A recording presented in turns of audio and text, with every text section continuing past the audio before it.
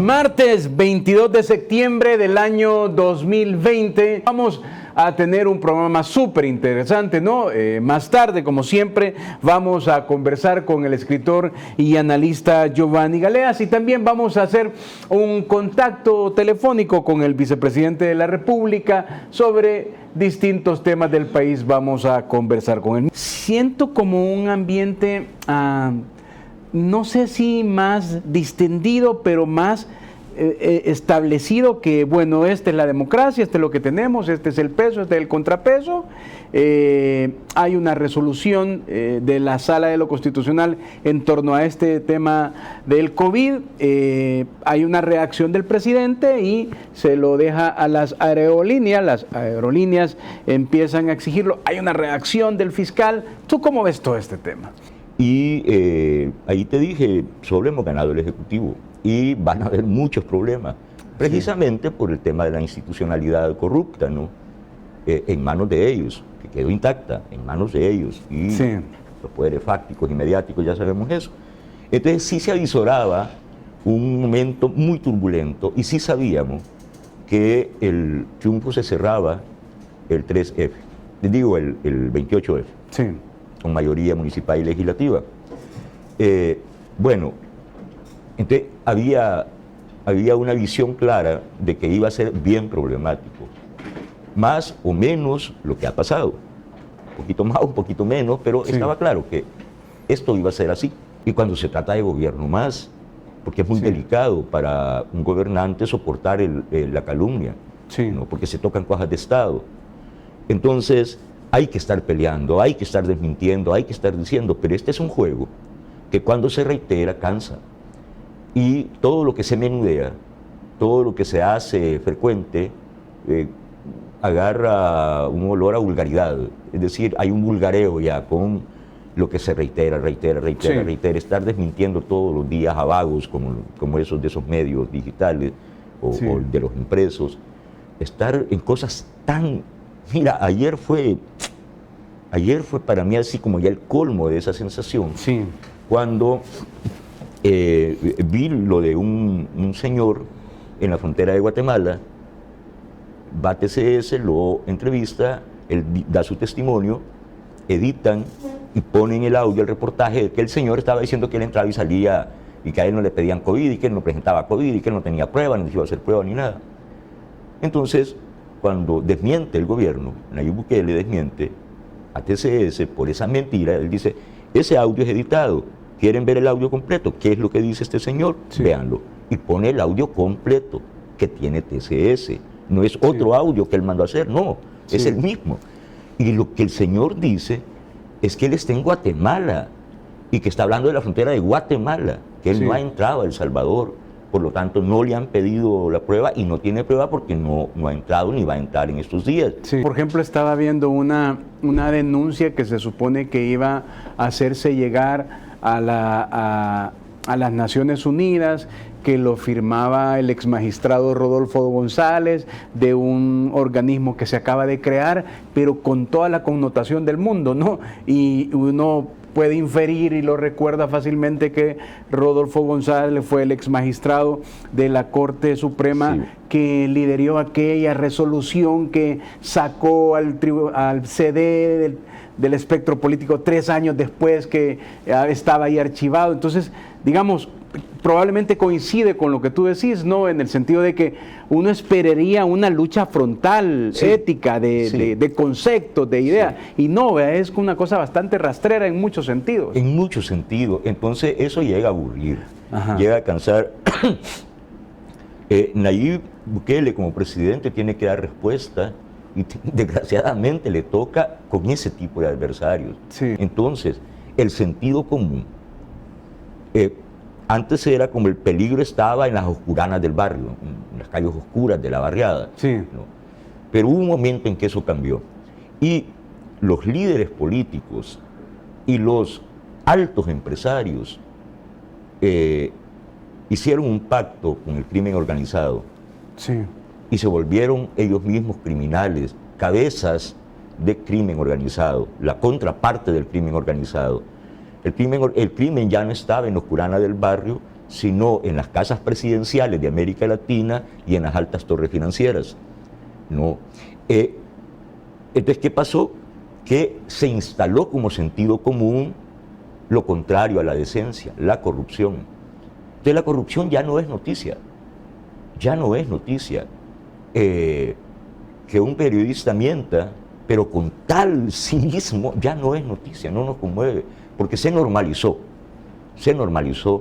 la corrupción, la indecencia, la inmoralidad, se normalizó la indecencia. ¿Qué es? Este es el mecanismo. Esto es lo que ya explicaba. Un peligroso delincuente escapa. Si aquí todos los delincuentes escapan siempre, ya no es noticia eso. Lo que aquello era noticia hace 70 años, hoy ya no. ¿Qué pasó el 3F? Empezamos el cambio de regreso a la decencia. Empezamos el proceso de cambiar ese sentido común y volver a eso que era el fondo de los pueblos. Y estamos en conexión a través de la red telefónica con el vicepresidente de la República, el doctor Félix Ulloa. Vicepresidente, cuéntenos, ¿de qué se trata todo esto de la revisión a la Constitución?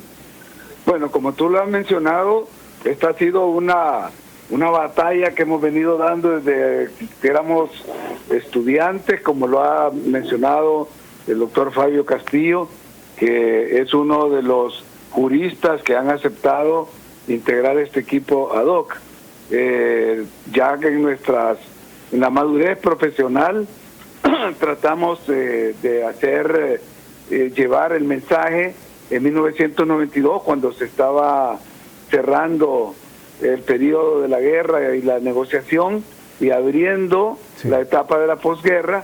Creíamos que era la gran oportunidad para que el país pudiera dar ese salto hacia la refundación, llamábamos lo de la Segunda República, la posibilidad de crear ese nuevo país. No es que el presidente va a reformar la Constitución, como han tergiversado algunos abogados con mala intención, sino que él lidera un proceso que culmina donde debe terminar, que es en el órgano legislativo. Pero yo le planteaba al presidente Funes que dejara ese legado, que se le recordara como el gran transformador, el modernizador del Estado salvadoreño, el visionario que condujo a la nación salvadoreña hacia ese futuro del nuevo siglo. Pero parece que él tenía otras prioridades y otros intereses. Ahora que ganó el presidente Bukele y que se le hizo el planteamiento, inmediatamente no solo lo entendió, lo abrazó, lo acompañó, sino que me delegó esta gran responsabilidad, y le agradezco la confianza al presidente Bukele de haber delegado en mi persona esta responsabilidad y haberme dado la suficiente autonomía para integrar el equipo con los juristas que consideremos llenan el perfil para esta magna obra. Así que ya estamos trabajando en eso, ya tenemos las primeras producciones conceptuales sobre los límites y alcances que va a tener este estudio, porque fue lo primero que pidió el doctor Castillo. Dijo, tenemos que establecer cuáles son los temas que no se van a tocar en el estudio, como la reelección presidencial o el sistema republicano de gobierno, porque eran las prevenciones que habían, diciendo la república está en peligro, se va a instaurar una dictadura, el presidente Bukele quiere reelegirse indefinidamente. Entonces, para dejar claro desde el inicio, se estableció que esos temas no entraban en el estudio ni se iban a considerar, que son dos momentos. Uno, de la formulación y promulgación de la Constitución. Al crearse nuevas normas, hay que adecuar las leyes a esas nuevas normas. Eso sucedió en 1983, que muy pocos abogados lo recuerdan, sobre todo los jóvenes que no lo conocieron, y los viejos que con mala intención ocultan estos procesos, como sucede en muchos de estos abogados que han estado opinando de manera tendenciosa. Les olvida que cuando se aprobó la Constitución del 83, se dio un artículo transitorio que establecía un plazo de 10 años después de promulgada la Constitución, para actualizar todas las leyes secundarias y toda la normativa que se desarrolla después de un nuevo marco constitucional. Y al pueblo salvadoreño le anunciamos que esta reforma, por primera vez, va a ser participativa. Vamos a permitir que todos los salvadoreños que vivimos en el territorio nacional y los que viven fuera del territorio nacional van a ser consultados, porque también esa es otra característica que va a tener este estudio. Vamos a escuchar a nuestra diáspora. Por años se les ha tenido marginados, invisibilizados, excluidos de los grandes procesos y las grandes decisiones políticas. Lo que pasa es que cuando oigo las discusiones, los debates legislativos, y oigo hablar a esos payasos vagos, los tonos de las voces, la manera, eso se llama prosodia, cómo se habla, cómo se frasea, y oigo hablar al presidente Bukele, por ejemplo, el 15 de septiembre en esa cadena nacional, el tono de voz, el fraseo del presidente, la tranquilidad con la que habla, la claridad mental con la que se expresa. Oigo al vicepresidente Félix Ulloa y mira clase de prosodia mental y verbal, mira claridad de pensamiento, sin titubeos, con firmeza, con tono mesurado, con un fraseo tranquilo, como el vicepresidente acaba de explicar algo tan complejo como es una reforma constitucional.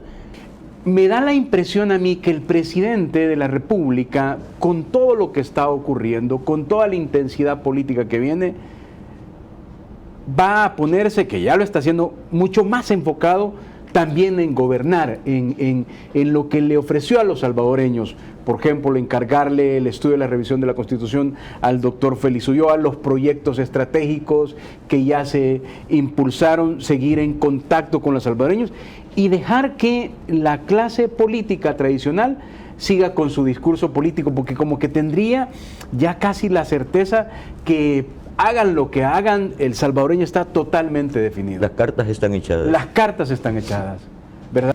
Hay que seguir bregando en el día a día y le va a tocar al presidente seguir bregando. A veces siento, no sé cómo decirte,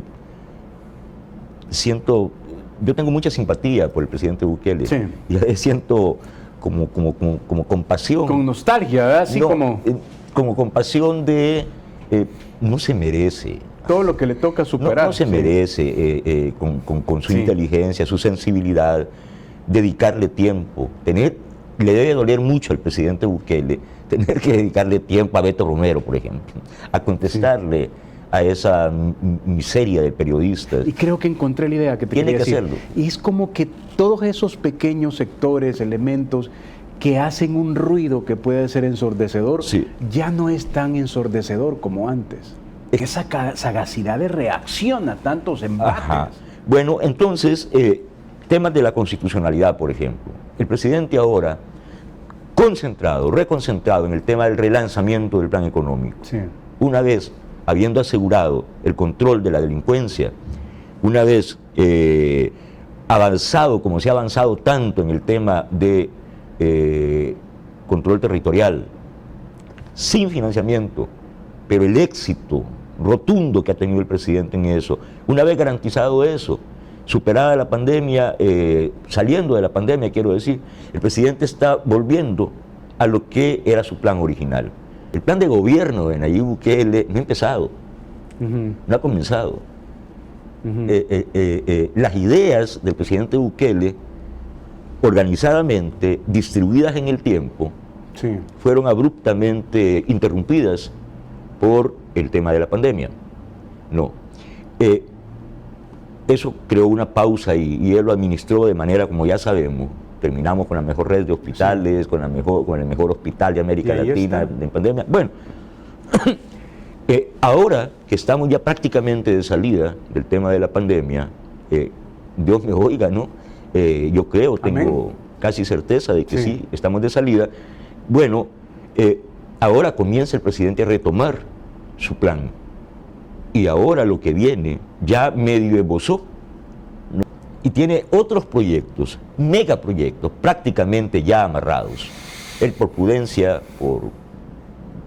prudencia de jefe de Estado, no puede comprometer, yo porque soy un ciudadano, ¿verdad? Pero sé que vienen proyectos que nos van a colocar de una vez para siempre a este país que se merece, estamos destinados a eso, nos va a colocar ya en la pista real del desarrollo, ¿no? Por infraestructura, por puertos, aeropuertos, infraestructura vial, ¿no? Proyectos concretos de relación económica con potencias, ¿no? Porque cuando hay un fondo de decencia en una administración presidencial, los otros países, los mercados internacionales saben a qué jugar. Lo comparte, en realidad desde tu perspectiva hay un presidente, un gobierno que rompe todos los cánones de los anteriores gobiernos en todos los sentidos en positivo para el país. Al punto, Medardo, que la diferencia entre antes y después del 3F es que los salvadoreños nunca nos habíamos sentido orgullosos de un presidente. Nunca. Podíamos tener más o menos... Julián Rivera era simpático, pues iba al estadio en moto, en la moto, iba a Sol, Julián Rivera, Sánchez Hernández, que era como duende, pequeñito, pelón, panzoncito, Molina, que era rarísimo, parecía un gorila realmente, ¿no? Y que intentó hacer algo en los 70 y los poderes fácticos lo pararon de totalmente, tapo. Totalmente. Pero sentir orgullo por esos presidentes, no, pues como salvadoreños nunca estuvimos orgullosos de un estadista. Duarte, que pintaba para ser querido por el pueblo, cometió errores tan graves en la administración nacional cuando la guerra, y pegó una carrera a besar la bandera de los Estados Unidos arrodillado. Totalmente perdió toda posibilidad de ser querido por el pueblo, mucho menos de que el pueblo se sintiera orgulloso de su presidente. Una vez, el orgullo que los salvadoreños sienten como tenemos un presidente inteligente, joven, las chicas hasta lo ven guapo, pues, un orgullo de presidente. Esto ha cambiado, Medardo, y esto es cultural. Esto le da a un país calidad. Nosotros los salvadoreños hemos dado un salto de calidad al haber elegido a este presidente, porque es una sociedad orgullosa de su presidente, también te dice que por primera vez en historia, gobierno y sociedad es uno. Aún es tiempo, porque no es el 97, es tan solo el 47. Alguien que decía eso, no te digo quién porque nos vamos a discutir, pero alguien que decía, no nos desesperemos, no es el 97 el apoyo que tiene, sino que es el 47, y bueno, yo lo he retomado por todos, ¿verdad? Sí, bueno, son gajes. Pero mira, Medardo, yo creo que podemos hablar puntualmente, de hecho en este programa ha sido raro porque no hemos hablado, excepto de lo de la Constitución, de lo coyuntural, que sería lo normal, que hablemos del piloto que insultó al presidente, de las fake news, que son como 4, que si se gastó, fíjate la insidia, dijo un diputado, Portillo Cuadra, dijo, extrañamente coincide esa cifra con lo que se robó Funes. Y con lo que se robó Saca, y que está gastando cada 20 días 300 millones de dólares. Él decía casi diario, no me recuerdo si 5 o 15 millones diarios, que él quería que le asentaran que eso había tenido diario el presidente y que eso gastaba. Y cada 20 días eran 300. Y quería que así fuera. Y dice, y eso coincide con lo que se robó. Entonces, y ya empezaron a decir, es que se ha robado tantos millones, mil. Entonces, y el presidente, con ingenio y con elegancia, desmonta todo al decir ahí están los números, con lo que he gastado menos con pandemia que lo que ustedes me asignaron sin pandemia. Enumeró los proyectos. Y cuando uno tiene al mandatario de la República diciendo no somos independientes de la pobreza, de la desigualdad, ese es un discurso de un presidente de la República que conoce la realidad del país y que no está en que conservar la libertad y el republicanismo, que hay que hacerlo, ¿no? Pero que hay cosas más de fondo, que es la realidad del salvadoreño. Es que para hablar mentiras, para ser grandilocuentes y decir mentiras, para eso se pintaban solos. Excepto Sánchez Serén, que el pobrecito tenía problemas de de velocidad mental, ¿no? Y de Sí. nivel mental, etcétera. Todos han sido unos mentirosos, pero de grandes frases pero vacías. Sin embargo, dentro de todo, hay cosas que en el mismo marco surgen. Yo siento bastante silente al diputado implicado con lo que decía José María Tojeira últimamente, ¿no? En torno al diputado Parker, que sí es encubridor. Recientemente lo dijo de manera contundente. Dentro de todo está eso que también sale, ¿no? Sí, es que lo que yo te digo, eso Al final es como que la fuerza cuando de la retomamos su realidad. agenda, se olvida lo otro. Sí. Cuando Rodolfo Parker dice, un presidente ladrón tenemos, Sí, un presidente autoritario y no sé qué, y hasta criminal puede ser, y el pacto con las... Y tiene la para Norman Quijano, y del otro lado a los del FMLN. De eso sí hay videos, hay procesos judiciales contra ellos. Ahí está Norman a la par de él, y él hablando del pacto con las pandillas, y luego hace una profecía extraña, dice, y se romperá el pacto y habrán más crímenes y no sé qué. Sí. Eso lo que nos hace olvidar Sí. es que esa clase política, Sí, es esos extraña, diputados, profesor. esos dirigentes están implicados en gravísimos delitos, no solo financieros, no solo financieros. El pacto con las pandillas es un delito de sangre, de lesa humanidad. Yo respiro, veo una actitud del gobierno, del presidente, de que hay que seguir adelante porque la gente nos ve y eso es lo más importante. Sí. A mí me llamó poderosamente la atención, por ejemplo, cómo hace todo lo de Corinto, cómo desplaza al Ministerio de Salud, saca las muestras, es Corinto. Ayer dio una explicación Sí, sobre la ruta, exacto. que él dijo, hay que ver la trazabilidad del virus, exacto. de dónde viene y hacia dónde va. Entonces dicen, nos equivocamos, Sí. creímos que Corinto era la Sí. fuente y descubrimos que era Sí, Gotera. exacto. Entonces, la gente de Corinto es la que venía a Gotera y llevó, pero el foco era Gotera. Entonces, ahora hay que ver allá y está buscando la trazabilidad. No, pero dijo algo, sí. concluyó con algo, perdón, Medardo, Sí. dijo, porque hay que luchar ya contra un posible Sí. repunte de la pandemia antes de que suceda. Claro. Esa es la actitud que tomó cuando la cuestión de la langosta. Exacto. Y con la pandemia también. Sí. Actuar antes de que tengas el problema.